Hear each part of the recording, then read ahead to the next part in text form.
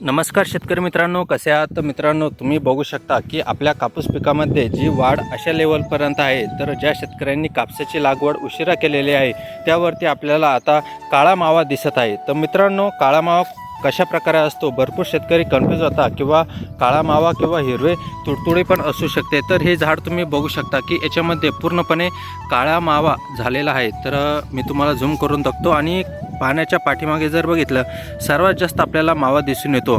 तर याचा उपाय म्हणजे फवारणी कोणती करावी, भरपूर शेतकरी प्रश्न करत असतात तर की अशा वेळेस फवारणी कोणती करावी.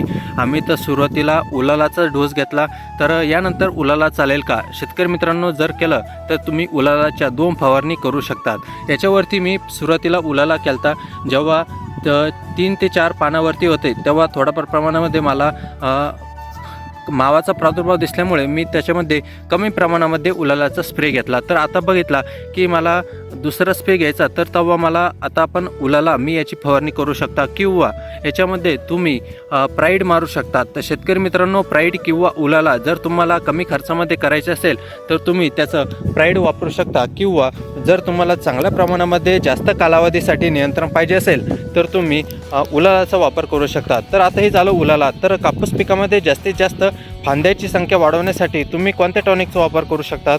तर शेतकरी मित्रांनो, जर तुम्हाला चांगल्या कापसाची वाढ करायची असेल योग्य त्या रीतीने, तर त्यासाठी तुम्हाला चांगल्या प्रकारचं एक टॉनिक घ्यायचं आहे, जे की भरपूर ठिकाणी मार्केटमध्ये सिझम नावाचं, जर स्वरूप नावाचं कंपनीचं बघितलं तर सिझम या नावानं भेटतं, किंवा बायोविटा. तर बायोविटा पण याची फवारणी तुम्ही करू शकता, किंवा जे प्लांट ग्रोथ रूट टॉनिक असतं, एक चांगल्या कंपनीचं तुम्ही टॉनिक निवड करू शकता. तर शेतकरी मित्रांनो, अशा प्रकारे जी कापूस पिकाची जी लागवड आहे ती चांगल्या प्रकारे झालेली आहे. पण मात्र ज्या ठिकाणी आता कापूस पिकावरती काळा मावा दिसत आहे, तर काही ठिकाणी हिरवे तुडतुडे किंवा पांढरी माशी दिसत आहेत, आणि अशा वेळेस जर आपल्याला फवारणी केली नाही तर आपल्या उत्पादनामध्ये मोठी घट होते.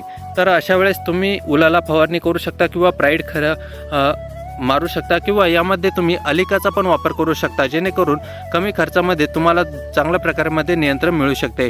तर शेतकरी मित्रांनो, टाईमपास न करता कोणतेही एक आपली फवारणी शेतामध्ये फवारणी करावी, जेणेकरून तुमच्या कापूस पिकामध्ये चांगले नियंत्रण तुम्हाला दिसून येणार आहे. जर तुम्हाला व्हिडिओ आवडला असेल तर आपल्या जवळील शेतकऱ्यांना व्हिडिओ नक्की शेअर करा. भेटूया एकदा पुन्हा अशाच नवीन माहितीसह. धन्यवाद.